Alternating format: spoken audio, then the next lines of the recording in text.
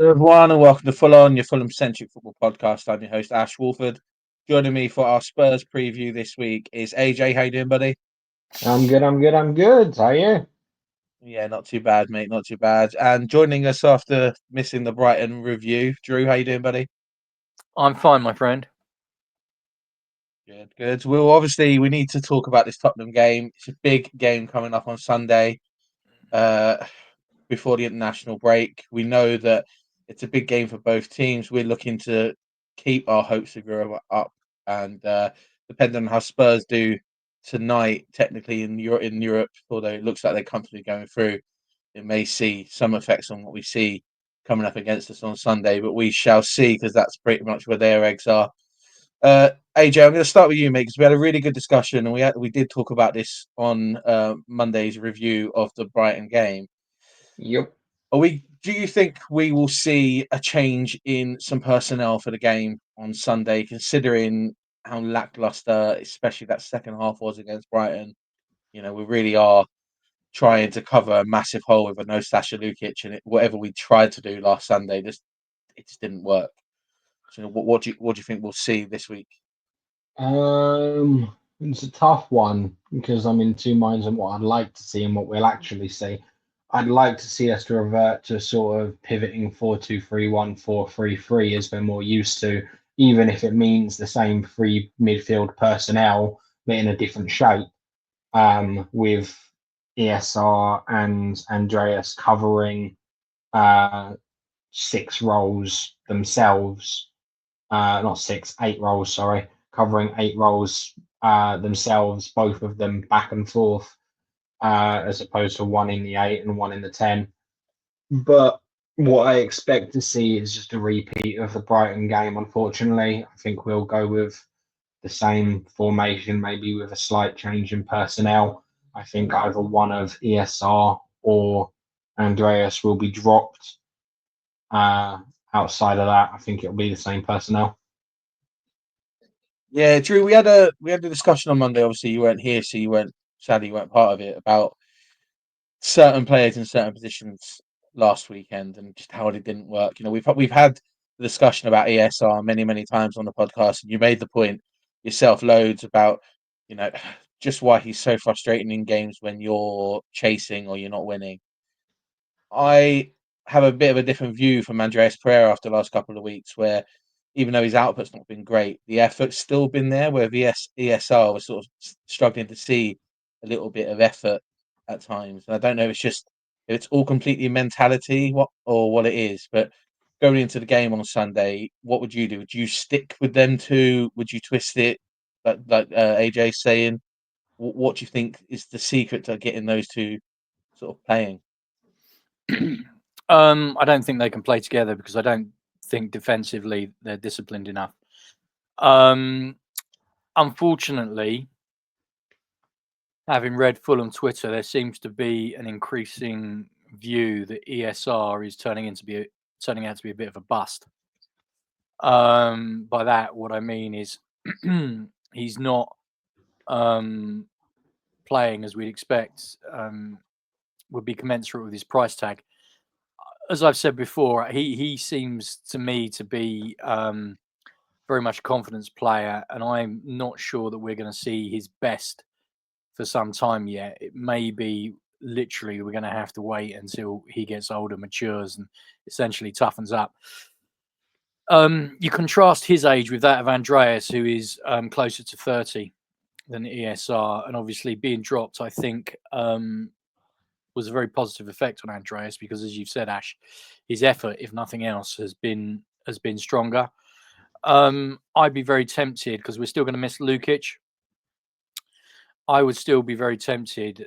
I'd revert back to the flat back four with a pivot, but I'd probably look at the pivot as maybe being Reed and Berge.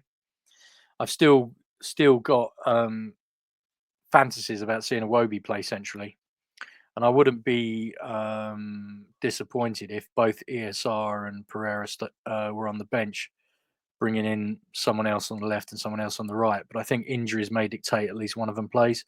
But I don't like the idea of both of them playing together. The good news is, of course, we're playing Tottenham. who are, with the best will in the world, pussies. And they have a massive weakness. They don't handle adversity well. Their comeback against Bournemouth when they were losing 2-0 is very much the exception rather than the rule. I mean, we've seen them collapse against Chelsea. We've seen them struggle against Wolves. We've seen them lose to Ipswich. And they don't really take us seriously because they always seem to think they're going to beat us. So, but you're going back to the personnel. I'm not in favour of playing ESR and Pereira in the same team. I'm just simply not. No, I'm really worried myself with ESR. I don't think he's a bust. I think it's way too soon to say he's a bust. I think we all know that when he first came in, he was still struggling with injuries. He kept picking up little niggly ones. We've already had this discussion in the past about, whether maybe some of those injuries are psychosomatic, and we discussed about the fact that he needs to lose a bit of the Arsenal about him and realize that he needs to try find that fire in his belly and play from there. Because when he's on it, he's great, and we've seen it a few times this season where he's been absolutely scintillating in the football he's playing. But then the problem we've had is that we've seen way too many times this season where he just disappears, and he could probably get away with that at Arsenal when he's got £700 million worth of players around him.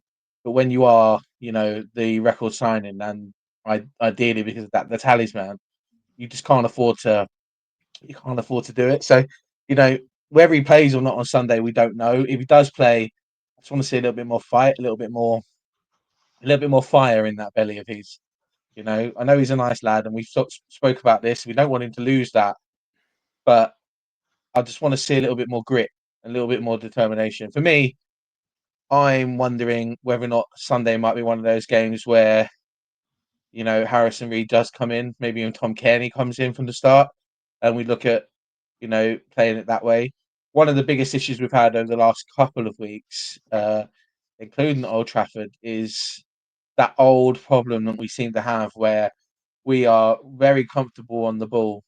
We're happy to spray the ball around and pass the ball around, but as soon as we get anywhere near, the sniff of the cologne that the goalkeeper's wearing of the opposition team, everyone just loses it. Like they just forget what they're doing.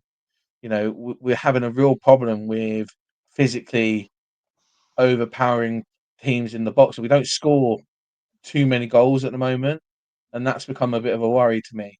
We've all been really impressed with the way that Raul's played this season.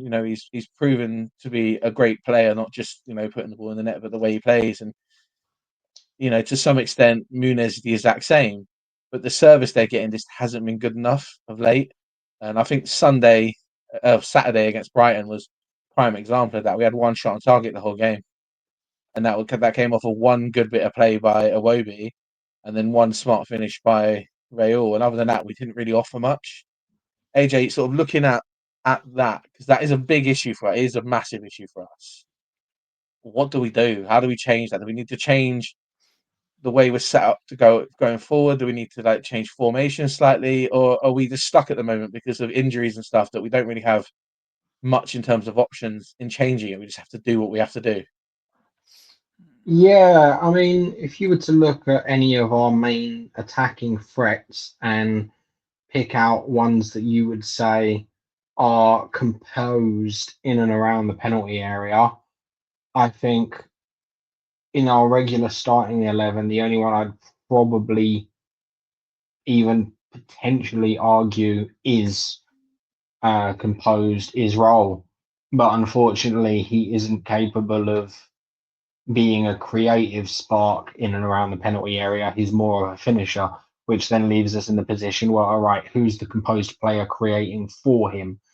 In which there aren't really many names that you can pick out. We have some decent threats, but no one I would say is regularly composed in their ability to pick a pass or to move a defender out of the way with a clever bit of play. It always seems to come in small peaks and troughs and irregular instances. So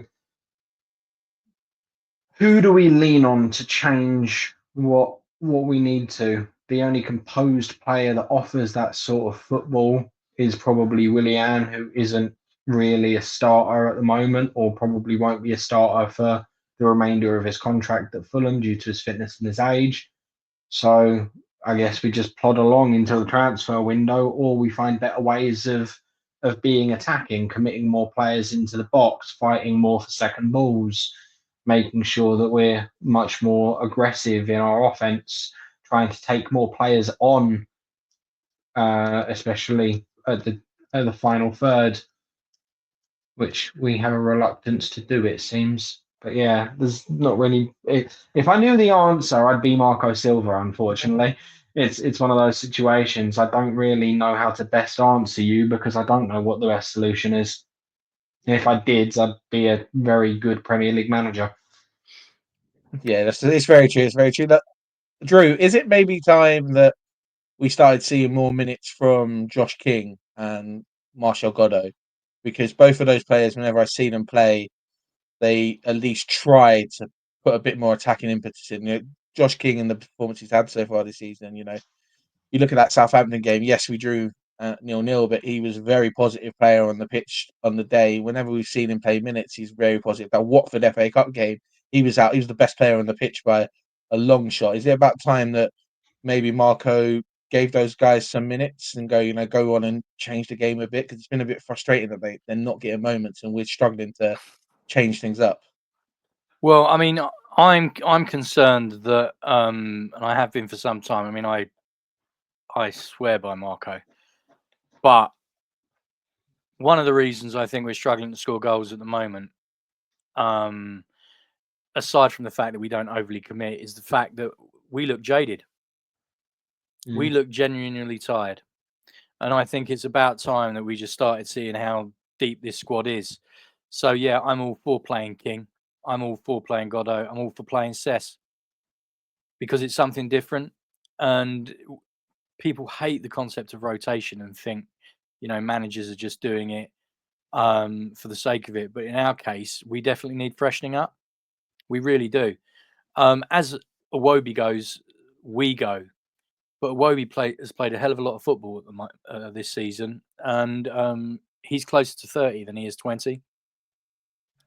I think he's fantastic, but it's just, we're relying on players like Raul, who's past 30, Iwobi, who's nearly 30, to provide us with the spark. I mean, as AJ's discussed, I mean, we're missing Nelson, we're missing Wilson, we're now missing Lukic. So I would definitely, use the. I mean, Traore is not even guaranteed to start this weekend, so I would definitely be looking at bringing in some of the youngsters. I really would, if for no other reason, for energy levels. I mean, you boys probably discussed it, and I don't want to go, especially since I wasn't here for it. But the Brighton review, one shot on goal all game. Putting aside the fact that we didn't help ourselves defensively, we just really showed nothing. And that is, I mean, if you look at the game at Old Trafford, I mean, realistically, did we create that many clear-cut chances? I mean, you saw the game against Palace, and games like this where we appear listless seem to be more frequent than not now. So the short answer to your question, Ash, is yeah, I would be completely prepared to roll the dice and play Godot, play Cess, play King, just to see what would happen, if nothing else, especially against a team like Tottenham, because they're missing Kulusevski, they're missing quite a few players. So, and you don't know which Tottenham you're going to get because they're flaky. Their mentality is flaky, especially if they come off a good win tonight. It's going to be very difficult for them to get up for a game against little old Fulham on Sunday. So the short answer to your question is yes, Ash. I would do what you suggest quite happily. Yeah, I think that one of the things that we really came out with from the game against Brighton on Sunday was our substitutions and how little they changed us, because every sub we pretty much made on Sunday was a like-for-like positionally, and if anything, it made the team slower rather than faster. I'm not been upset by the fact that we bought Willian back, or as you now have to call him, 36-year-old Willian back. You know, because he has those moments of brilliance on the pitch, but he's not the player he was.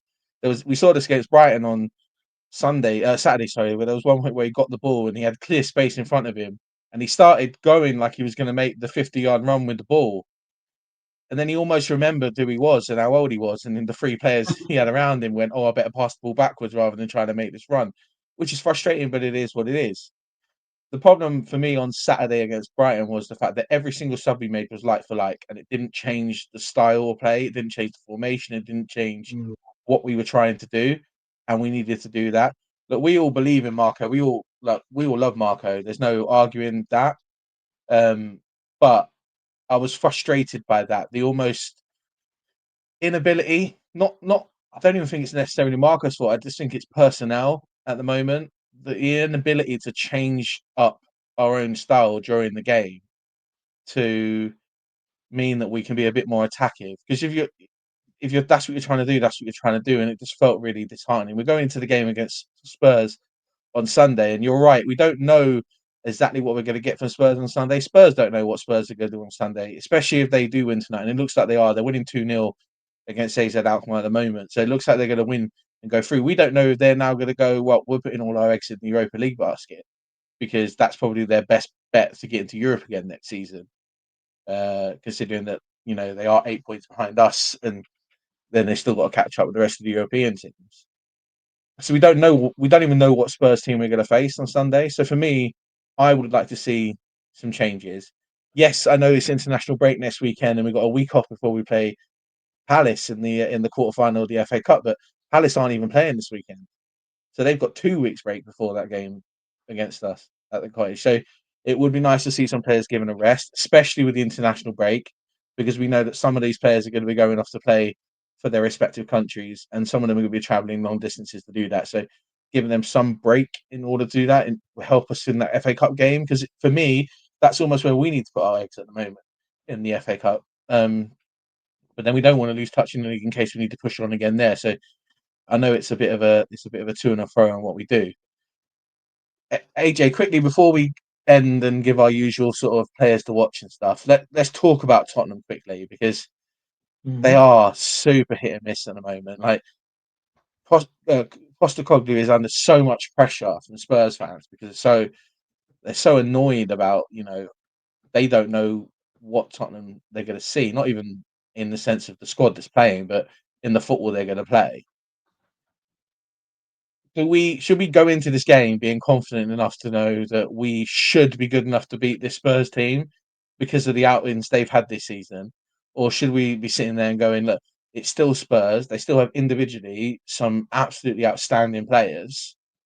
And we just got to try and win our battles. What do you think should be our mindset going into this game on Sunday?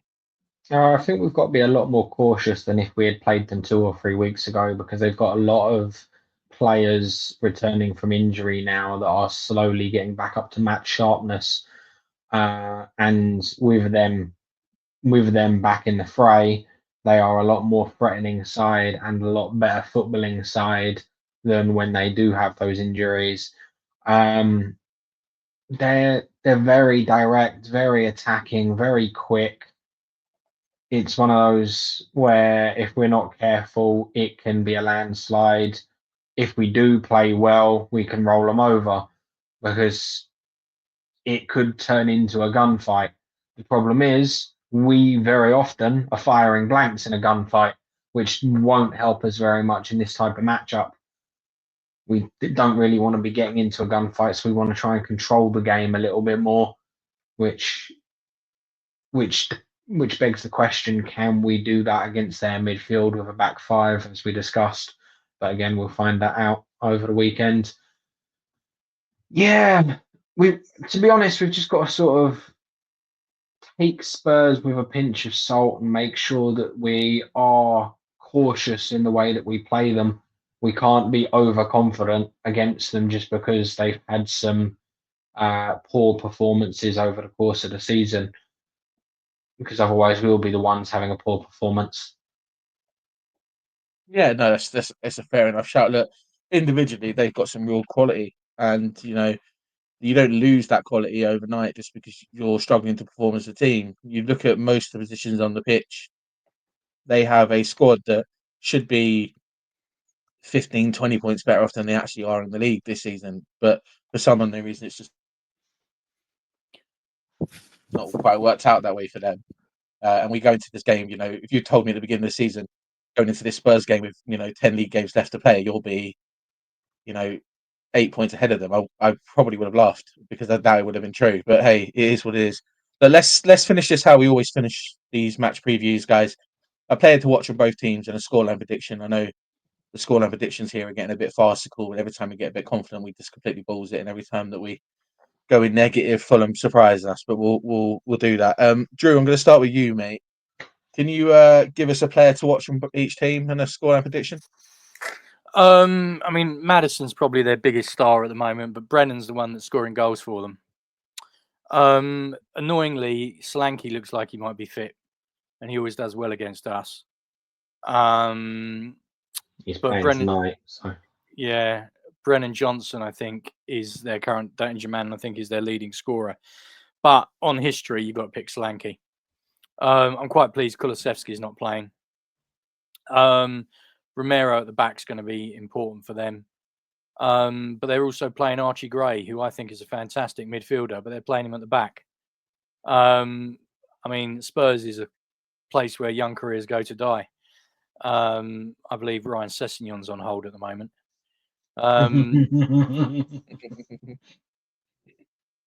As for us, well, do you know what? It's getting harder and harder to predict. I mean, Ash, as I've already said, I'm completely on board with your suggestion of taking a risk and changing it up, throwing in Goddo, throwing in King, definitely playing Sess on the left just to give us balance. But we know Marco's not going to do that.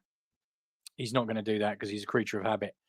I mean, I think a lot of it will be down to the usual suspects, Iwobi and Raul. But one thing, and you two have both alluded to this, it's going to be a very interesting pod we do over the summer, especially when it comes to the transfer window, because our limited attacking options are really starting to bite. And obviously this season isn't over yet, but I do think come the off season, Fulham are going to have to ask themselves what sort of team or what sort of club they want to be. And I will be very, if we go into next season with the same attacking options we got this season, I can't see us finishing outside the bottom 10. Oh, sorry, bottom 8. But anyway, score predictions. I've got a sneaky feeling that this one might be a draw. I think it will be a pretty benign 1-1. And I think both teams will probably settle for that. Yeah, I think they probably would. AJ, what about yourself, mate? Player to watch from both teams and a scoreline prediction, please. It'd be remiss of me if I didn't say the ex-Fulham boy in Jed Spence. He's definitely someone to keep an eye on with his recent form. He's showing that he can do it in the Premier League, even out of position. So credit to him, and probably someone to watch, considering he may be up against Adama Traore. Outside of that, it's the obvious ones: Solanke, Son, Johnson, Masuma, etc. Van der Ven is obviously back as well, so another one to watch out for. Fulham players, if Adama plays, he's going to be important. If he doesn't, then it's going to be probably watching ESR/Andreas for all of the wrong reasons. Additionally, I think it's going to be a very, very big game for Castagna. He's worn out. He's had a lot of minutes, and he's going up against arguably one of the best attacking lineups in the Premier League on their day. So that's something to worry about. Score prediction, I'm in the same mindset as Drew. I think it's going to be a draw. I think there's going to be more goals in it than that. I think it'll be 2-2. Oh, going for Desmond. I think that I really struggle when I look at this Tottenham team, right? I see so much quality in certain positions, so many players that I really admire, and I would take them at Fulham in a heartbeat. It's easy, when you put it like that. But for me, I think Drew's right. I think Brennan Johnson, Solanke are the two we really have to concern ourselves with. Solanke for history because he always scores against us. He can have an absolute stonker of a game against us, but he'll still score because he does it. He's done it for Bournemouth many, many times. Brendan Johnson is a player I really admire. I'd really like watching Brendan Johnson play football. Even when he was at Forest, I always enjoyed watching him play football. And we've seen that against us a few times and the quality he has. So, those two are the two for me that we should really concern ourselves about. You look at Maddison. Is one of those players that when I say about Tottenham being hot and cold, he's one of those players. He's either absolutely outstanding or just so average. It's ridiculous. So we sod's law on Sunday when we play them that he'll be absolutely outstanding. For us, I think it's a massive game for whoever plays on that right wing. If it's Traore, if it's Iwobi, even if it's Cess, it's a massive game.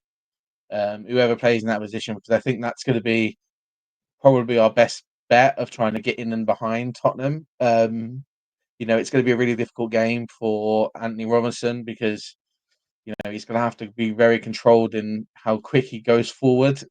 Because even though he's good at being at sort of covering both ends of the pitch, Spurs have got a counter attack speed that we don't really face that often. So we're going to have to be really, really careful about it. So we'll see what happens there. Me, scoreline wise, if you offer me a draw now, I'll snatch it off you 100%. I think all of us are in agreement with that.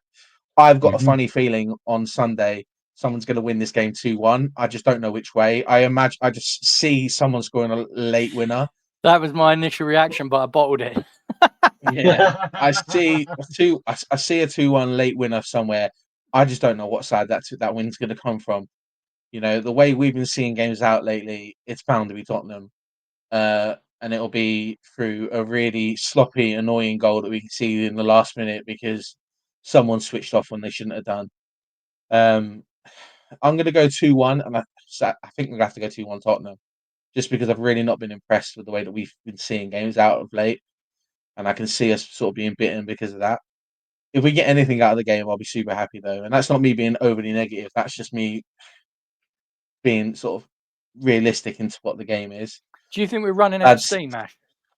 I don't think we're running out of steam. We are running out of steam. You could see Iwobi last week. He looked dead. You look at Castagna, like AJ just said it. Castagna has played so much football because he's had no one to cover him. He's the only player who's had to play 18 games on the bounce since Tete's been injured. Like every other player's had at least one game off, and that's probably resulted in him having one or two bad games. I don't necessarily think it's a quality issue. I think there it's a fitness issue, and it's not even a fitness issue where he's got a problem. It's just that he's playing so much football.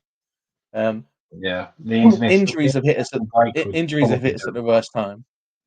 Injuries have hit us at the worst time because we don't have rotation in certain positions, and the biggest problem we have is that where you would go, maybe we'll change the person who's playing back up to the striker, and that's usually Andreas Pereira or Emil Smith Rowe. They've both been so cold of late that you almost can't change it too much because it knocks everybody else out of balance. Our biggest problem is the fact that with no Lukic, we lose an awful lot of belly in the midfield, and there's only so much Sander Berge can do. As good as he has been, there's only so much he can do. So we're running out of steam. Probably the worst time for it to happen. You look at this and you go, traditionally, the good news is we have a international break coming up, and we all know we never come out of an international break with the form we went into it with. So so we're all hoping maybe we lose Spurs. So we all know what that is, but it's one of those things. It's frustrating to watch at the moment because you can see there's a lot of really tired legs on that pitch. And this is part of the discussion we had last week about substitutions and when Marco was making them and the subs he was making, because the problem with like-for-like subs is that it's great if you're making a like sub and you're controlling the game, but when you're chasing the game and things aren't quite working, it's a pointless substitution to make unless you've got a reason to do it. Well, this is why I was asking about the pod. Inevitably, we'll do in the summer when we have to ask ourselves what sort of team we want to be. I mean, I've seen that we're already linked again with Patrick Wimmer, the winger in Germany. So I have to think that Marco is aware that our options, especially offensively, are very limited. And unless he's going to blood the youngsters or trust them, which I don't think he's going to, when there's still so much to play for at the business end of the season, I think we could be kind of stuck, and we might be. And I'm not saying this to be disparaging of Marco at all, because I think he's fantastic. I think when we've still got a realistic shot of getting into Europe, and when we're still in the quarterfinals of the FA Cup, he's going to go with the more senior players that he thinks he can trust. He's not going to get creative when the stakes are still high. But unless we develop the depth, this sounds really negative. I am worried that we do make it to Europe, we do qualify, because next season, I mean, Ash, you've already said that we run out of steam, and I don't dispute anything you've just said. I think we could be in real trouble unless we recruit significantly. And that is, I think that's just think a you're right. personal view. No, I think you're right. I think you're 100% right. I don't think any of us disagree with that. If we get into Europe, no matter which way we get into Europe, if that's through the league or through the FA Cup or whatever, we're probably going to have to recruit 10 players minimum just to be able to cover all of the extra games and having that rotation that you need to compete on both levels. Yep. But even if we don't get into Europe, the whole looking in at ourselves and going, what club do we want to be? The biggest problem we have is we have 5 players at the end of this season that are actually rather important to us that are all out of contracts. Is it still And none 5? of them have had I thought contracts. Kenny signed None an of extension. sorry, 4 because Tom Kenny signed an extension. Yeah, but I wouldn't even really include Tom Kenny in that because he's not really the starting 11. It's not really a starting 11 player at the moment. But you've got 4 first teamers that start regularly. They're all out of contract at the end of the summer. And we just don't know where that lies with them and trying to get him to sign up and go in with that. We know that, Josh King's a bit different. He's part of that, but they're working on a contract with him and he's a young player, so that's different. But when you think about the fact that Tete is probably the most important one out of those, because we're struggling at right back as it is. We need to improve that. But even if we get into Europe next season, I imagine we'll sign a right back during the summer. But then it's looking at going to Tete and going, look, are you going to be fit enough to play? Because if you are, that's great. But you've had a couple of years now where you've had a lot of injuries. So, we're not. Look, I don't want to get into it now because obviously we're just here to talk about the Tottenham game. We can go on all night about it. But I imagine in the next couple of weeks, at the end of the season, we're going to have a lot of content around where the squad lie and what we expect and what's going to happen. I think an awful lot depends on where we finish this season, how this season finishes, and we'll see from there what we're expecting, because it's impossible to say at the moment what we're going to see squad-wise going into next season.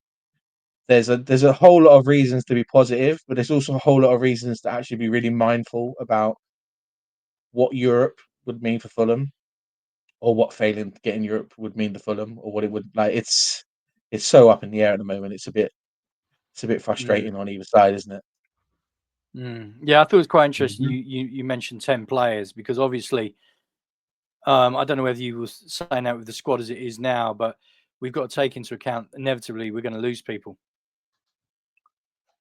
And I'm not sure Marco is going to be in favour of recruiting in large numbers. And I mean, we all remember the first season in the Premiership under Jukanovic and how well that didn't work when we had to recruit all those players. I'm not saying it's going to be anything like that. And I'm convinced Marco favours evolution rather than revolution. But when you said 10, Ash, that's not as outlandish as it initially sounds.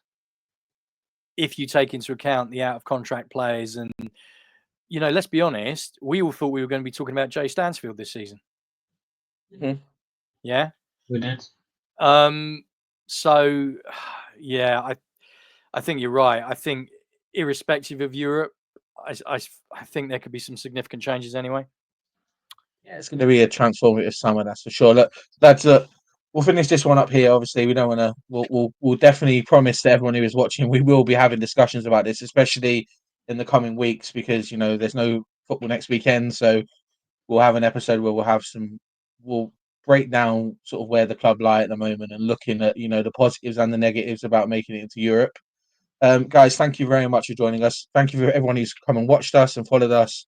And everyone who's been sharing the show recently, you know, we've had a good little bit of growth over the last couple of weeks. It's been great for us. It's really positive. Well, I'm It back feeds now to into put an our end to egos a that. little So. bit. Yeah. It feeds into ego a little bit. So, you know, thank you. Please do keep sharing and subscribing to the show if you haven't done so. If you're watching, you haven't subscribed, please do.